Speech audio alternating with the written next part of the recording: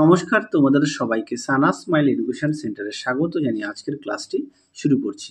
আজকে তোমাদের সঙ্গে আলোচনা করব তোমরা যারা ষষ্ঠ শ্রেণীর ফার্স্ট ইউনিট টেস্ট পরীক্ষা দেবে 2025 সালে তোমাদের জন্য রায় ও মার্টিন প্রশ্ন বিচিত্র থেকে আজকে সমাধান করে দেখাবো বাংলা বিষয়ে মডেল নাম্বার 6 অর্থাৎ 6 নম্বর স্কুলে তোমাদের যে সমস্ত ছোট ও বড় প্রশ্নগুলি আছে সমস্ত প্রশ্নের উত্তরের সমাধান করে দেখাবো। চলো দেরি না করে মূল বিষয়ে যাওয়া যাক। দেখো কি আছে, ঠিক উত্তরটি বেছে নিয়ে লেখো। একে আছে পাম গাছ সাধারণত জন্মায়, সঠিক উত্তর হবে মেরু অঞ্চলে, অপশন খ। দুইয়ে দেখো হাতির ডাককে বলে, সঠিক উত্তর হবে বৃহৎ হর্ন, অপশন খ। তিনে দেখো শঙ্কর এমু পাখি দেখেছিল, এটা উত্তর হবে সবেদা গাছের ডালে, অপশন ক। চারে দেখো মন ভালো করা পদ্যাংশে, সঠিক উত্তর হবে মাছরাঙা নাম উল্লেখ করা হয়েছে, মাছরাঙা পাখির নাম উল্লেখ করা হয়েছে। পাঁচে দেখো অশ্বত্থ গাছটি প্রতীকজনের কি ছাতা, অপশন খ। ছয়ে দেখো ক্যাস্টাং সাহেব বন্য জন্তুদের সঙ্গে থেকেছেন, অপশন উত্তরটা হবে অপশন খ। সরি উত্তরটা হবে 40 বছর, অপশন ক। পরবর্তী দেখো এখানে একটা সন্ধি বিচ্ছেদ দেওয়া আছে, এর উত্তর হবে অপশন খ মনোরম। আর দাগে দেখো জল খাবার কোন শ্রেণীর শব্দ, এটা লিখবে যৌগিক শব্দ, অপশন খ। পরবর্তী প্রশ্নগুলো দেখো কি আছে। পরবর্তী আছে 2 দাগের একটি বাক্যে উত্তর দাও। প্রথম প্রশ্ন আছে 2 একে অবনী বাড়িয়াছ কবিতাটি কার লেখা, উত্তরটা হবে শক্তি চট্টোপাধ্যায়ের লেখা। 2 কুমোর পোকার চেহারাটি কেমন বর্ণনা করো। দেখো উত্তর দেখে নাও, কুমোর পোকার চেহারাটি কেমন, এখান থেকে এই পর্যন্ত উত্তরটা লিখবে, এখান থেকে এই পর্যন্ত উত্তরটা লিখবে। আমি মুখে বললাম না, একটু দেখে নাও।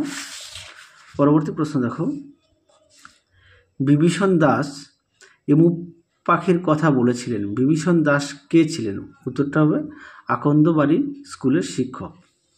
4 দাগে দেখো দাঁড়ায় পাইন আকাশে নয়ন তুলে, পাইন গাছ সাধারণত কোন অঞ্চলে দেখা যায়, দেখো উত্তর দেখে নাও। উত্তরটি শীতের দেশে সুউচ্চ পাহাড়ি এলাকায় বা পার্বত্য অঞ্চলে সাধারণত পাইন গাছ দেখতে পাওয়া যায়। পরবর্তী প্রশ্ন দেখো কি আছে। 2-5 হযবরল কে লিখেছেন, উত্তরটা হবে সুকুমার রায়। 6 দেখো কি আছে আমরা গেছো দাদা যদি থাকতো, গেছো দাদা কোথায় থাকতো, উত্তরটা লিখবে গেছো দাদা গাছে থাকে। পরবর্তী দেখো কি আছে 7 দাগের বিড়ালটা বাগানের বেড়া টপকে কি করছিল, উত্তরটা লিখবে প্যাচ প্যাচ করে হাসতে হাসতে লেজ খাড়া করে পালিয়ে গেল। 8 দাগে দেখো হযবরল গল্পের নাম হযবরল কেন হয়েছে, দেখো উত্তরটি তোমরা এখান থেকে এই পর্যন্ত লিখবে, এখান থেকে এই পর্যন্ত উত্তরটা লিখবে। চলো পরবর্তী প্রশ্ন দেখো কি আছে। 9 দাগে দেখো বিসর্গ রূপান্তরিত হয়ে স হচ্ছে এমন একটি বিসর্গ সুন্দর উদাহরণ দাও, উত্তরটা লিখবে মনস্কামনা, মনোযুক্ত কামনা। পরটা দেখো 10 দাগে 2টি মৌলিক শব্দের উদাহরণ দাও, লিখবে হাত চোখ। 11 দাগে দেখো যৌগিক শব্দের অপর নাম কি, উত্তরটা লিখবে সাধিত শব্দ। তারপরে দেখো সন্ধি বিচ্ছেদ করে সরস্বতী স্বরযুক্তবতী। তারপরে দেখো 13 দাগের মহাজন শব্দটি কি ধরনের শব্দ, উত্তরটা লিখবে যৌগিক শব্দ। 14 দাগে দেখো একটি ভগ্নাংশিক সংখ্যাবাচক শব্দের উদাহরণ দাও, দেখো উত্তর। আচ্ছা উত্তরটা দেখো আধ সারে দেওয়া আছে। হ্যাঁ, পরবর্তী দেখো কি আছে 3 দাগের নিচের সব প্রশ্নগুলি উত্তর দাও। প্রশ্ন মান হচ্ছে 2। একে আছে রিউবেন ক্যাস্টাং কে ছিলেন, তিনি কিসের জন্য মৃত্যুর হাত থেকে রক্ষা পেতেন, উত্তরটা দেখো দেখে নাও। প্রশ্ন উত্তরটি তোমরা এখান থেকে এই পর্যন্ত লিখবে, এখান থেকে এই পর্যন্ত উত্তরটা লিখবে।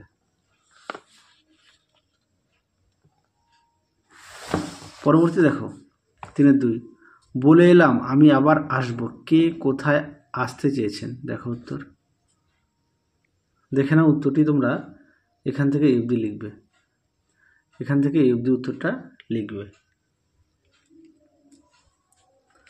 পরবর্তী প্রশ্ন দেখো কি আছে 3-3 ভর দুপুরে কবিতায় গ্রাম বাংলার অলস দুপুরের ছবিটি নিজের ভাষায় লেখো, দেখো উত্তর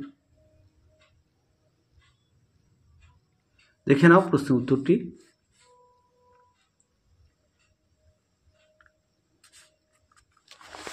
পরবর্তী প্রশ্ন দেখো, শেষ প্রশ্ন 3-4 শঙ্কর বুঝলো কোথাও একটা বড় ভুল হয়ে যাচ্ছে, এটা সে কিভাবে বুঝতে পারলো? দেখো উত্তর, দেখে নাও প্রশ্নটি, তার উত্তরটা দেখো, এখান থেকে এই অবধি লিখবে।